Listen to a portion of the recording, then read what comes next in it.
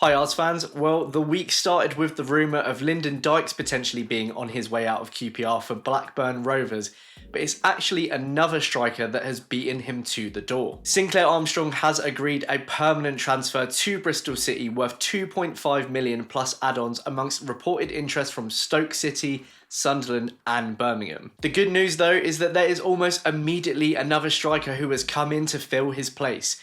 25-year-old Slovenian striker Zan Celar has officially been announced on a permanent deal from Swiss side Lugano. A couple of other rumours have started to bubble up this week too, so let's discuss our outgoing and ingoing forwards and the other stories that have popped up in the meantime. Don't forget to hit like and subscribe if you haven't already, and let's get straight into it. Interest in Sinclair Armstrong came seemingly out of nowhere this week, but it's not a huge surprise to me that Rangers have entertained the resulting offers that have come our way. QPR activated the optional one-year extension on his contract last month to prevent him walking away on a free at the end of June. But the fact that there were no details of a further extension and rumours that Sinclair had turned down a long-term deal made it clear that we would likely be entertaining any offers that we would receive for him this summer. The interest began initially with Stoke City preparing to make a bid, but as you would hope in these situations, that has brought other clubs to the table. Bristol City joined the race, and according to Bristol Live, both Sunderland and Birmingham attempted to hijack the deal on Wednesday night. As confirmed by Fabrizio Romano on Thursday evening though,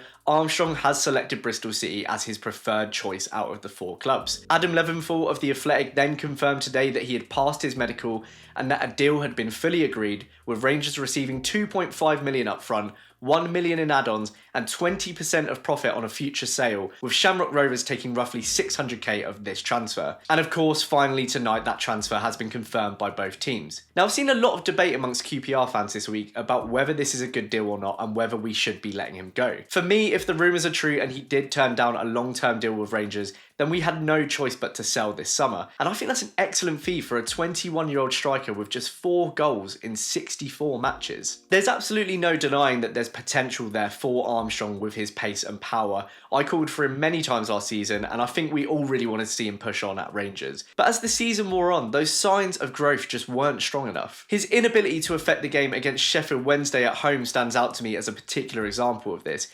He had those defenders on the ropes in the first half, but he just wasn't able to convert that into an attacking return, and that was so often the case. Now in his defence, I've always said that the club relying on him as one of 2 strikers last season until Fraser's arrival has probably stunted his growth. A loan out to the lower leagues to improve his confidence would surely have done him more good than us relying on him in a relegation battle to produce the goods. But unfortunately that was the situation that we were in. There's also the fact that Marty doesn't appear to rate him. He dropped him for the final run-in of last season when our safety was still hanging in the balance, instead trusting Dykes as his talisman and being rewarded with 3 vital goals at the tail end of the season as a result. That was probably enough to show Armstrong that he wasn't nailed in the starting 11 next season, and with only a year left on his current contract, a loan out wasn't going to make sense for club nor player. Now I do think it's a bit sad if he didn't feel wanted, because I personally can't remember the last time a young QPR player got as much backing from the fans as he has over the past 2 years. The reality is though, we've desperately needed to improve our front line for multiple seasons now,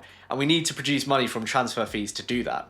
Otherwise we're looking at loans and frees, meaning we'll likely end up with players of a very similar calibre to what we already have. And so that of course brings me nicely onto our incoming striker, 25-year-old Slovenia international Zan Celar, who the club has announced has joined the Ars from Swiss Super League side Lugano on a permanent deal amid interest from Hull City. Celar joined Lugano in 2021 from Rumour and has scored 51 goals in 118 appearances for the Swiss side over 3 seasons, with 14 in 36 in the last season alone. He's also been capped 13 times for Slovenia, playing 3 out of 4 matches in Euro 2024, including a late introduction against England in the group stage. At 6'1", he's strong, physical, and he relieves pressure with strong hold-up play. Interestingly, all 14 of his goals last season came from inside the box, suggesting he's very much a service striker, though he does like to have a go from range too. I think that's interesting though, because given we don't exactly play to feed our forwards, the fact that all of his finishes came inside the box intrigues me into how we're going to be setting up next season to get the most out of him. That said, he's not purely a Dykes type forward. He's good in the air,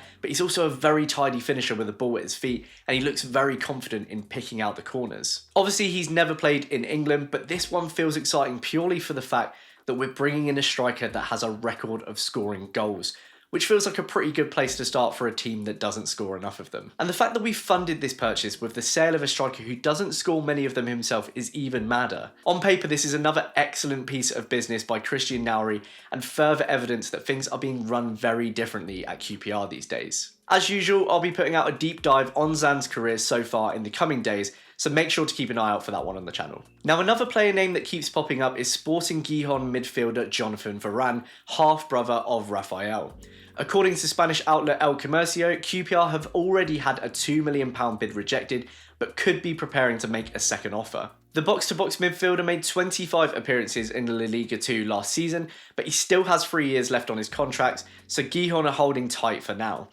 They also apparently turned down a £2.1 million offer from Norwich back in January, and Rangers were also exploring a loan to buy for him in that window, so it seems like this one's going to need a little bit more to get over the line. Interestingly, El Comercio seems to be the only source reporting and updating on this story, though you would like to think with it being an outlet closer to the club that there is some truth to it. He does seem similar in profile to a player like Isaac Hayden, so I do wonder whether we make any progress with Varane is dependent on whether a permanent deal for Hayden could materialise. Now finally, the last name to discuss today is 25-year-old attacking midfielder Sarpreet Singh, who is available on a free transfer following the expiration of a short-term contract with German third-tier side Hansa Rostock. According to Football Insider, both Oxford United and QPR are showing interest, though if I'm honest, this one doesn't seem too concrete to me. The New Zealand international may have impressed enough earlier in his career to be picked up by Bayern Munich, but Singh made just a single appearance for Hansa Rostock last season. I know we're looking out to Europe for our players now, so he does fit the bill in that regard, but this one feels like quite the risk given his lack of playing time in the German third division last season. There are also very few details in the Football Insider article at this point, so I can't personally see this being one that plays out any further, but let's keep an eye and we'll see what happens. That's all for this video, so now it's over to you. What do you think about this current transfer activity from the club? Will you be sad to see Armstrong go, or are you pleased that we've managed to get a good transfer fee from him? And what do you think about our new incoming striker? Let me know in the comments below, and if you have enjoyed this video, please do hit like and subscribe as well. It really helps me grow the channel. I will be at QPR v Spurs tomorrow, so if you do see me, do say hello, and I'll catch you in the next video. Cheers!